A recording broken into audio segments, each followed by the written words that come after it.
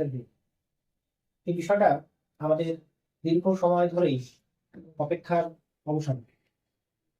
অনেকে 2022, অনেকে 2023, 2014, 2017 সময় আমরা টেট কোয়ালিফাই করে আজকে দীর্ঘ সময় ধরে ঘরবন্দি। অপেক্ষা একটাই ছিল, কবে সেই ইন্টারভিউ হবে এবং নিজেদের যোগ্যতা প্রমাণের পর আমরা আমাদের নির্দিষ্ট লক্ষ্যে অর্থাৎ একজন আদর্শ শিক্ষকের ভূমিকায় কবে অবতীর্ণ হতে পারবো, সেটাই আমাদের বলার মূল প্রাসঙ্গিকতা ছিল। একটা ইন্টারভিউকে ত্যাগ করার জন্য মূলত দুটো বিষয় আমাদের ইম্পর্টেন্স দেওয়া দরকার। একটি হচ্ছে মক ইন্টারভিউ আর একটা হচ্ছে ডেমনস্ট্রেশন। ডেমনস্ট্রেশন কি? অর্থাৎ একটা স্কিল, অর্থাৎ আপনি যখন ডিএলএড কোর্সটি করেছেন বা সম্পন্ন করেছেন, সেক্ষেত্রে দাঁড়িয়ে ডিএলএড থেকে আপনি কি কি বিষয় শিখেছেন, অর্থাৎ মাইক্রো এবং ম্যাক্রো লেসন প্ল্যানের যাবতীয় বিষয়বস্তুগুলোকে কিভাবে আপনি প্রেজেন্ট করবেন। মূলত ডিএলএড থেকে আমরা মাইক্রো বা ম্যাক্রো দুটো স্কিলই শিখেছি, কিন্তু ডেমনস্ট্রেশনের ক্ষেত্রে আমাদের ম্যাক্রো লেসন প্ল্যানটাই শুধুমাত্র ইউজ করতে হবে। যেক্ষেত্রে আমরা দেখতে পারি যে এটা 40 to 45 মিনিটসের একটা ক্লাস হয়। তাহলে স্বাভাবিকভাবে ডেমনস্ট্রেশনের মধ্যে কিন্তু অনেকগুলো স্কিল জড়িয়ে থাকে। কি কি?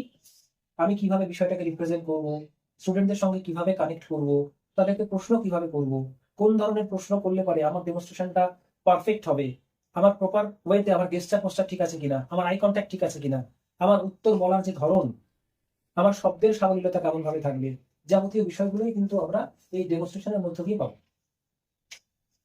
তাহলে একজন চাকরি প্রার্থীর সব থেকে গুরুত্বপূর্ণ অ্যাঙ্গেল হচ্ছে কিন্তু ডেমনস্ট্রেশন। প্রাথমিকভাবে ক্লাসের মধ্যে প্রবেশ করার পরে আমাদেরকে যদি বলে দেওয়া হয় একটি বা দুটি শব্দের মধ্যে আপনি আমাদের জন্য কি নিয়ে এসেছেন, স্যার আমি আপনাদের জন্য একটি ডেমনস্ট্রেশন রেডি করে নিয়ে এসেছি, আপনাদের ভালো লাগলে আমি আনন্দিত হব, এই উত্তরে প্রত্যুত্তরেই কিন্তু আমাদের কাছে পৌঁছে যাবে যে আপনি আপনার ডেমনস্ট্রেশনটি সম্পন্ন করুন একটি নির্দিষ্ট সময়ের ভিত্তিতে। তাহলে যদি একটি নির্দিষ্ট সময়ের ভিত্তিতে আমাদেরকে ডেমনস্ট্রেশনটা কনফার্ম করতে হয়, সেক্ষেত্রে 3টে স্টেজের উপরে আমাদেরকে ফলো আপ করতে হয়। কটা স্টেজ? 3টে। স্টেজ নাম্বার 1, যেটাকে আমরা বলছি আয়োজন স্তর, বা যেটাকে বলছি আমরা pre active stage. Pre active stage, এই প্রি অ্যাক্টিভ স্টেজে মূল অর্থটা কি জানেন? অর্থাৎ যখন আমরা ডিএলএড এর সেকেন্ড ইয়ারে অর্থাৎ টিচিং ইন্টার্নশিপে ছিলাম বা প্র্যাকটিস টিচিং এ ছিলাম, সে মতো অবস্থায় কিন্তু প্রায় 40+ লার্নিং ডিজাইন আমাদেরকে ক্রিয়েট করতে হয়েছিল।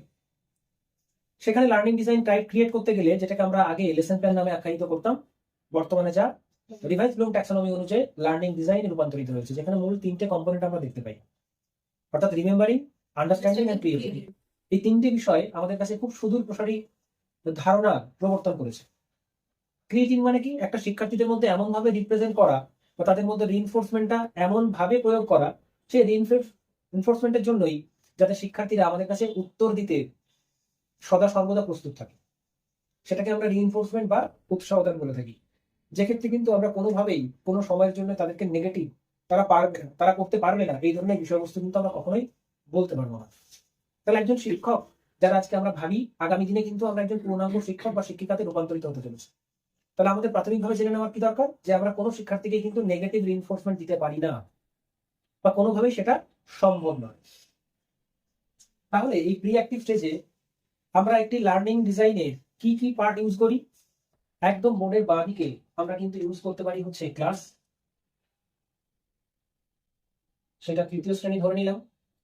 দেন হচ্ছে ডেট, অর্থাৎ 25/12/2025। এখানে আমরা সাবজেক্ট কি বলতে পারি? সাবজেক্টের ক্ষেত্রে যে আমি ইংলিশ পড়াবো, যেখানে কিন্তু অবশ্যই বাটারফ্লাই অর্থাৎ যেটা টেক্সট বুকের নেম সেটা অবশ্যই দিতে হবে। তারপর হচ্ছে টুডেজ লেসন, অর্থাৎ আদ্যকার পার্ট বা আজকের পার্ট, যে বিষয়টা আমি পড়াতে চলেছি। অর্থাৎ এই যে 4টে পয়েন্টের সিকোয়েন্স আছে না, ক্লাস, ডেট, সাবজেক্ট এবং টুডেজ লেসন, এই 4টে বিষয়কে একত্রিত করে আমরা কিন্তু বলতে পারি সেটা প্রি অ্যাক্টিভ স্টেজ, যার বাংলা নাম হচ্ছে আয়োজন স্তর। তাহলে আয়োজন স্তরের মূল প্রাসঙ্গিক দিক কি? অর্থাৎ আমি শ্রেণীকক্ষে প্রবেশ করার পরই কি করব? আমার ছাত্রছাত্রীদের উদ্দেশ্যে কুশল বিনিময় করব। কুশল বিনিময়টা আমি কিভাবে করতে পারি? Good morning my dear students, তোমরা কেমন আছো? ভালো আছো কিনা? বেশ, আমিও ভালো আছি। এটা হচ্ছে কুশল বিনিময় করা। এরপর আমার শিক্ষার্থীরা কি করে? সবাই স্ট্যান্ড বাই করে আমাকে রেসপেক্ট জানায়। তাহলে সেই রেসপেক্ট মুহূর্তটাকে আরো ভালোভাবে করার জন্য আমরা কি করি, তাদেরকে বলি বাহ তোমাদের কাউকে দাঁড়াতে হবে না, প্রত্যেকে বসে যাও বসে যাও। এই যে তাদেরকে রিইনফোর্সমেন্ট করলাম, তারা কিন্তু আমার প্রতি আকর্ষিত হলো। এরপর যে বিষয়টি আমি পড়াবো, ধরে নিন আমি চতুর্ভুজের ধারণা একটি পড়াচ্ছি, তাহলে চতুর্ভুজের ধারণা থেকে আমাকে কিন্তু একটি বা দুটি প্রশ্ন করতে হয়। আমরা শ্রেণীকক্ষের দরজাটা কিরকম দেখতে, অ্যাকচুয়াল সেটা কিন্তু আয়তক্ষেত্রাকার, কিন্তু সেটা চতুর্ভুজেরই একটা অংশ বা ক্লাসিফিকেশন। রম্বস, সামান্তরিক, বর্গক্ষেত্র সবগুলোই কিন্তু চতুর্ভুজের ক্লাসিফিকেশন। ঘুড়ি ওড়াই স্যার, ঘুড়ির উদাহরণ দেওয়া যেতে পারে। সেক্ষেত্রে দাঁড়িয়ে এই বিষয়গুলো থেকে কিন্তু আমরা একটু পূর্ব পাঠের জ্ঞানটাকে যাচাই করতে পারি একটি বা দুটি প্রশ্নের মাধ্যমে। তাহলে একটি বা দুটি প্রশ্নের মাধ্যমে যখনই আমরা করলাম, স্বাভাবিকভাবে আমাদের কাছে চলে এলো চতুর্ভুজের কনসেপ্ট। অনেক সময় শিক্ষার্থীরা কিন্তু আমাদের কাছে সেই উত্তরটা নাও দিতে পারে, সেক্ষেত্রে কিন্তু আমাদের কি করতে হবে, আমি বলে দিচ্ছি, গণিতের ভাষায় এটাকে বলা হয় চতুর্ভুজ। তাহলে যখনই আমি চতুর্ভুজ এই যে পাঠটাকে ঘোষণা করে দিলাম না, এই যে দেখতে পাচ্ছেন ক্লাস, ডেট, সাবজেক্ট এবং টুডেস লেসন, এই অংশ থেকে শুরু করে পাঠ ঘোষণা পর্যন্ত যে অংশ, এটাকে বলা হয় প্রি অ্যাক্টিভ স্টেজ, বা যেটাকে আমরা বলছি আয়োজন স্তর। তাহলে আয়োজন স্তরে আমরা কুশল বিনিময় করি, আয়োজন স্তরে তাদেরকে আমরা বলি তোমরা বসো, কাউকে দাঁড়িয়ে থাকতে হবে না। কি করি, যে বিষয়টা পড়াবো তার থেকে একটি বা দুটি প্রশ্ন করি এবং সর্বোপরি ঘোষণা করি আজকে আমি কি পড়াবো, বা আমরা আজকে কি শিখতে চলেছি, বা আজকে আমরা কি জানবো। এটাকেই বলা হচ্ছে কিন্তু প্রি অ্যাক্টিভ স্টেজ। তাহলে প্রি অ্যাক্টিভ স্টেজ আমাদের কাছে বিষয়বস্তুটা পরিষ্কার। এরপরে স্টেজ নাম্বার 2, যেটাকে বলা হয় ইন্টারঅ্যাক্টিভ স্টেজ।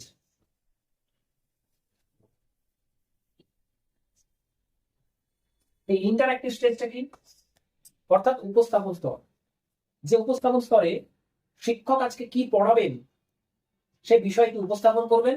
কিভাবে উপস্থাপন করবেন, সহজ সরল প্রাঞ্জল ভাষায়, যা শিক্ষার্থীদের ক্ষেত্রে খুব স্বাভাবিক নিয়মেই বোধগম্যতার স্তরে পৌঁছাবে। শিক্ষার্থীদেরকে একবারের জন্য প্রশ্ন করলে শিক্ষার্থীরা বলবে না স্যার আমি জানি না বা বুঝিনি। অর্থাৎ শিক্ষার্থীদেরকে জানার জন্য আমাদেরকে কিন্তু শিক্ষার্থীদের লেভেলে পৌঁছাতে হবে। যে প্রাসঙ্গিকতায় আমরা স্বামী বিবেকানন্দের একটা কনসেপ্টকে তুলে ধরতে পারি, a good teacher is he who can immediately get down to the level of the student. কেন এই কথাটা আমরা বলতে পারি, আপনাদের থেকে হয়তো আমার অভিজ্ঞতা একটু বেশি, কিন্তু আপনাদের পাশে বসিয়ে রাখলে আপনাদের কোন কোন প্রশ্নগুলোকে কুড়ে করে খাচ্ছে আপনাদের মনকে, যে ইন্টারভিউকে স্যার আমি ট্র্যাক করতে চাই, তাহলে ডেমনস্ট্রেশনের কোন জায়গাটা আমি পার্টিকুলারলি একটু ভালো করে দেখার দরকার আছে। সেই জায়গাটা কিন্তু একজন শিক্ষক নয়, একজন ফ্রেন্ড, ফিলোসফার এন্ড গাইড হিসাবে আপনাদেরকে যাতে আমরা পিন পয়েন্টলি বলে দিতে পারি। তাহলে এই বিষয়ে আমাদের সজাগ থাকতে হবে। তাহলে কি বললাম, প্রাঞ্জল ভাষায়, অর্থাৎ এই স্টেজে পড়াতে গেলে আমার কিন্তু ভাষাগত সাবলীলতা, দক্ষতা, আমার স্কিল ডেভেলপমেন্ট, আমার প্রফেশনাল এথিক্স, আমার কোড অফ কন্ডাক্ট, সর্বোপরি আমি যে ডিএলএড করেছি সেখানে কিভাবে একটা পার্টিকুলার লেসন প্ল্যানটাকে আমি ইউজ করেছি, যেখানে শিক্ষার্থীদের সঙ্গে প্রতিটা মুহূর্তে আমি ইন্টারাকশন পেতে যাবো। ধরে নিন কোনোবার আমি শিক্ষার্থীদেরকে বৃত্তের ধারণা করছি, এবং অবস্থায় ইন্টারাকশনটাকে গ্রো আপ করার জন্য আমার হাতের ঘড়িটি খুলে আমি কিন্তু ইনস্ট্যান্ট আপনাদের সামনে বলো বলো বলো এটা কিরকম দেখতে, কিরকম দেখতে, বৃত্তাকার দেখতে, ভেরি গুড। তাহলে বৃত্তের কনসেপ্টটা দেওয়ার জন্য আমার হাতে রয়েছে ঘড়ি, সেটাকেই কিন্তু ক্ষুদ্রাকার বৃত্ত আকারে আমি কিন্তু রিপ্রেজেন্ট করতে পারছি। দেন এটাকে আমরা কি বলছি, টিএলএম বলছি। যদিও এখানে টিএলএম ডেমনস্ট্রেশনের ক্ষেত্রে আমরা ব্যবহার করতে পারি না, কিন্তু আমাদের কাছে দেখুন এরকম একটা পেন কিন্তু আমাদের পকেটে থাকবে ইন্টারভিউ রুমে, তাই না। তাহলে এটাকে কিন্তু আমি স্মল পয়েন্টার আকারে দেখুন একটা জায়গায় চিহ্নিতকরণ করতে পারছি না। তাহলে এটা কিন্তু পয়েন্টার আকারে ব্যবহার করছি, এটা তো একটা টিএলএম, কিন্তু এটা সাধারণ বিশেষ নয়। কিন্তু যে হাতের রিস্ট ওয়াচ, এটা কিন্তু একটা ক্লাসরুম সিকোয়েন্সে আমাদেরকে বিষয়টা পড়ানোর জন্য জীবন্ত তৈরি করে দেয়। অর্থাৎ শিক্ষার্থীরা হাতে নিয়ে এটা দেখতে পাবে এটা কিভাবে স্যার আমাদেরকে করাচ্ছেন। তাহলে এই ধরনের ইন্টারাকশন পার্ট আমরা ইউজ করতে পারি। তাদের ক্ষেত্রে সাবলীলভাবে প্রত্যেকের উদ্দেশ্যে কিছু প্রশ্ন ছড়িয়ে দিতে পারি। আচ্ছা বলতো, ঠিক আমাদের শ্রেণীকক্ষের ডান দিকে জানালা দিয়ে কটা বাড়ি আমরা দেখতে পাচ্ছি, সেই বাড়িগুলো বাইরে থেকে কি কি দেখতে পাচ্ছি আমরা, জানালা দরজা, সেগুলো কিরকম দেখতে, চতুর্ভুজের মতো দেখতে, ভেরি গুড। তাহলে এই যে চতুর্ভুজে তাদের সঙ্গে যে আমি ইন্টারাকশন পোর্শনে আছি, তাদের সঙ্গে আমার মতামত বিনিময় করছি, কি তাদের যাতে ভালো লাগে, তারা যাতে বুঝতে পারে, তাদেরকে আমি প্রশ্ন করলে বা তাদের সঙ্গে আই কন্ট্যাক্ট করে তাদের মধ্যে ভীতি প্রদর্শন না হয়, that is called interactive stage, যেটাকে আমরা বলছি উপস্থাপন স্তর। অর্থাৎ আপনি শিক্ষার্থীদেরকে জানালেন চতুর্ভুজ সম্পর্কিত, কি কি জানালেন, চতুর্ভুজের ডেফিনেশন, কটা বাহু কটা কোণ, কটি বাহু সমান, সেই কোণগুলির নাম কি, চারটি বাহু দ্বারা যে সীমাবদ্ধ সমতলিক ক্ষেত্র বা চিত্রটা আমরা চতুর্ভুজ বললাম, তার যাবতীয় ক্লাসিফিকেশন কিন্তু আমরা ওখানে তুলে ধরি। তাহলে এটাকে বলছি আমরা ইন্টারঅ্যাক্টিভ স্টেজ। তাহলে ইন্টারঅ্যাক্টিভ স্টেজে আমরা কিন্তু ওভারঅল কোশ্চেন করতে পারি। যখন আমাদের ইন্টারঅ্যাক্টিভ স্টেজ শেষ হয়ে গেল, এরপর যে তৃতীয় স্তর, সর্ববৃহৎ যে স্তর, সেটাকে আমরা বলছি ইভালুয়েশন স্টেজ।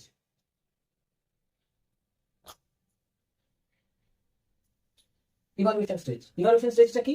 অর্থাৎ আমি আয়োজন স্তরে পাঠটা ঘোষণা করেছিলাম, যে পাঠটি ঘোষণা করেছিলাম সেটা আমার শিক্ষার্থীদের সামনে কতটা সুন্দর স্বাভাবিক ভাবে আমি উপস্থাপন করতে পারলাম, আমার শিক্ষার্থীরা সত্যি বুঝতে পেরেছে কিনা, বুঝলেও তাদের মধ্যে কোন কোন শিক্ষার্থী বুঝতে পারেনি তাদেরকে আইডেন্টিফিকেশন করা, কোন শিক্ষার্থীদের জন্য রিমিডিয়াল টিচিং এর প্রয়োজন আছে সেটাকে ধারাবাহিকভাবে উপলব্ধি করার জন্যই আমাদের ইভালুয়েশন স্টেজের মধ্য দিয়ে কিন্তু আমাদের যেতে হয়। অর্থাৎ ইভালুয়েশন স্টেজ মানে কিন্তু কাউকে কিছু প্রশ্ন করা নয়। অর্থাৎ এই প্রসঙ্গে আমরা কোনো শিক্ষার্থীদের উদ্দেশ্যে এই কথাটা বলবো না আজকে আমরা কি জানলাম, কি শিখলাম, তাহলে আমি তোমাদেরকে সেটা জানার জন্য কয়েকটি প্রশ্ন করবো। আমরা এই প্রশ্ন করবো শব্দটাকে যদি না বলে একটু বলি, আজকে আমরা যে বিষয়টি জানলাম বা বুঝলাম সেটা নিয়ে তোমাদের সঙ্গে না আমি একটা প্রশ্ন উত্তর পর্বের খেলা করবো। করবে তো তোমরা প্রত্যেকে আমার সঙ্গে? আমি প্রশ্ন করবো, তোমরা উত্তর দেবে, তোমরা প্রশ্ন করবে, আমি উত্তর দেবো। এটাই হচ্ছে কিন্তু প্রশ্ন উত্তরের খেলা। আর এর মাধ্যমেই যেটাকে আমরা বলছি রিইনফোর্সমেন্ট, অর্থাৎ আপনার মধ্যে যে প্রশমিত অবস্থা রয়েছে সেটাকে আরো বেশি উদ্দীপিত করে দেওয়া, যাতে আপনার মনে হয় এটা ক্লাসরুম নয়, এটা বাস্তবিক একটা শ্রেণীকক্ষ, যেখানে একজন গুরুজন ব্যক্তি সামনে দাঁড়িয়ে আছে, সামনে তার শিষ্যরা বসে আছে। অর্থাৎ গুরু শিষ্যের যে ভাব বিনিময়, সেই ভাব বিনিময়টাই কিন্তু আমরা শ্রেণীকক্ষে করতে পারি। তাহলে স্বাভাবিকভাবে এটা প্রশ্নের জন্যই আমরা এটাকে বলি ইভালুয়েশন স্টেজ।